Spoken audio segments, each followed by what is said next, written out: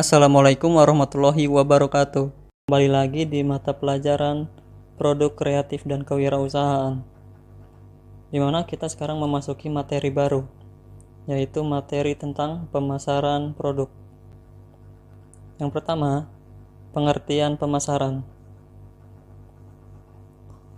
Pemasaran adalah suatu kegiatan menyeluruh, terpadu, dan terencana yang dilakukan oleh sebuah organisasi atau institusi dalam melakukan usaha agar mampu mengakomodir permintaan pasar dengan cara menciptakan produk bernilai jual, menentukan harga, mengkomunikasikan, menyampaikan, dan saling bertukar tawaran yang bernilai bagi konsumen, klien, mitra, dan masyarakat umum.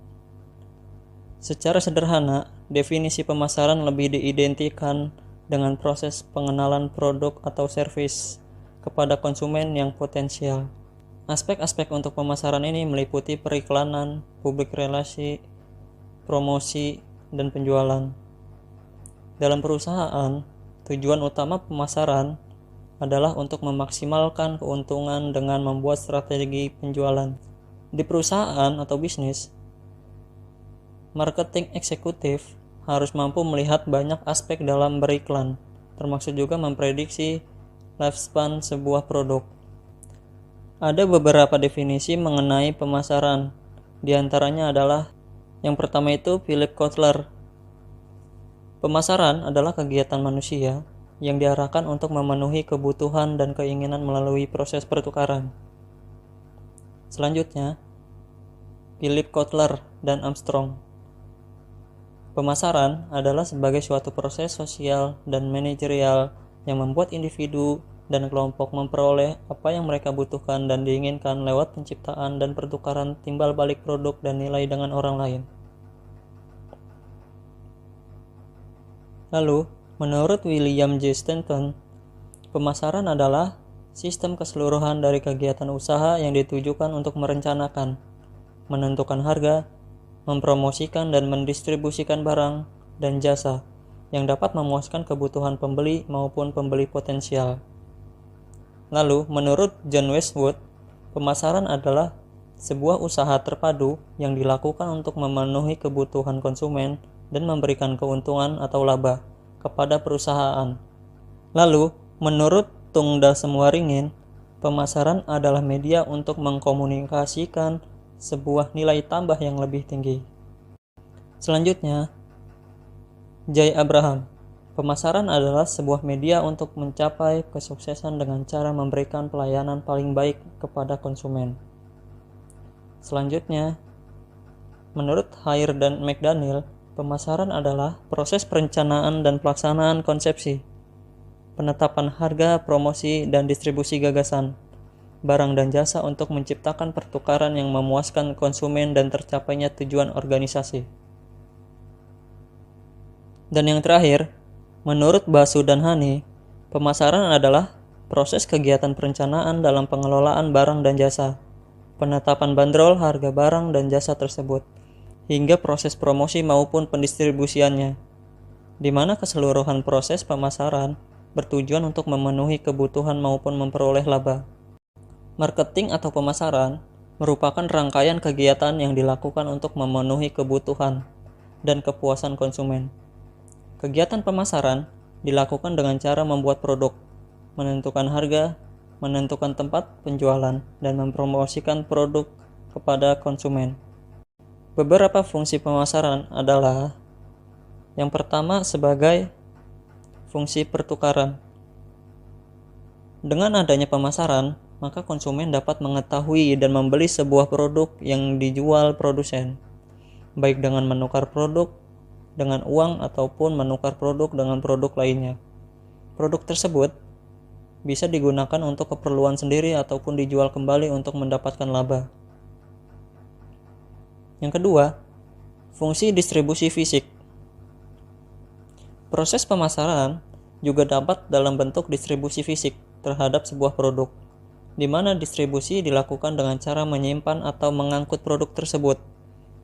Proses pengangkutan bisa melalui darat, air, dan udara. Sedangkan kegiatan penyimpanan produk berjalan dengan cara menjaga pasokan produk agar tersedia ketika dibutuhkan. Dan yang terakhir, fungsi perantara. Aktivitas penyampaian produk dari produsen ke konsumen dilakukan melalui perantara marketing atau pemasaran yang menghubungkan kegiatan pertukaran dengan distribusi fisik. Pada proses aktivitas perantara terjadi kegiatan pembiayaan, pencarian informasi, klasifikasi produk, dan lain-lain. Beberapa tugas pemasaran adalah sebagai berikut. Yang pertama, memperkenalkan produk. Tugas pertama dan terpenting dari kegiatan pemasaran adalah untuk memperkenalkan produk yang diciptakan oleh sebuah perusahaan kepada masyarakat. Yang kedua, mencapai target penjualan. Target penjualan produk harus ditetapkan sejak awal. Tim marketing harus memiliki cara untuk mencapai target tersebut dengan selalu memperhatikan kebutuhan dan kegiatan pasar. Ketiga, memastikan kepuasan konsumen. Selain target penjualan, kepuasan konsumen merupakan hal yang penting dan menjadi prioritas dari tim marketing. Dengan memastikan konsumen merasa puas dengan produk, maka proses pemasaran itu sendiri sudah dianggap berhasil. Yang keempat, membuat strategi lanjutan. Ada cukup banyak strategi pemasaran yang bisa dilakukan oleh tim marketing dalam memasarkan produk ke masyarakat. Salah satu contohnya adalah dengan memberikan diskon. Strategi lanjutan ini dimaksudkan untuk mendapatkan target profit yang lebih besar dari strategi sebelumnya. Misalnya, menawarkan produk lainnya kepada konsumen untuk mendapatkan harga diskon. Yang kelima, bekerja sama dengan mitra. Marketing juga memiliki peranan penting dalam membangun kerjasama dengan mitra kerja. Selain itu, tim marketing juga bertugas menjalin hubungan baik dengan masyarakat, khususnya pelanggan, serta menjadi media yang menjembatani hubungan perusahaan dengan lingkungan eksternal. Dan yang terakhir, membuat rekapitulasi penjualan. Tim marketing harus membuat rekap data penjualan dengan benar dan terstruktur. Data penjualan tersebut sangat dibutuhkan oleh perusahaan untuk menentukan target dan strategi pemasaran di masa mendatang. Tanggung jawab yang dipikul oleh manajer pemasaran antara lain, yang pertama, mengawasi serta mengembangkan strategi pemasaran.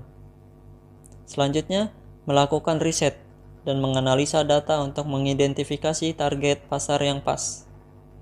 Lalu, merancang serta menyajikan ide lengkap dengan strateginya. Selanjutnya, melakukan aktivitas promosi. Lalu yang kelima, mengumpulkan dan mendistribusikan informasi statistik dan finansial. Berikutnya, merawat website perusahaan dari memikirkan strategi kampanye online. Selanjutnya, menyelenggarakan event dan pameran. Kemudian, update database serta memanfaatkan CRM atau Customer Relation Management. Selanjutnya, pengkoordinasian budaya marketing secara internal dan organisasi. Kemudian, mengawasi performa penjualan. Dan yang terakhir itu adalah melakukan kampanye di sosial media. Oke, mungkin pada pertemuan kali ini cukup sampai di sini. Wassalamualaikum warahmatullahi wabarakatuh.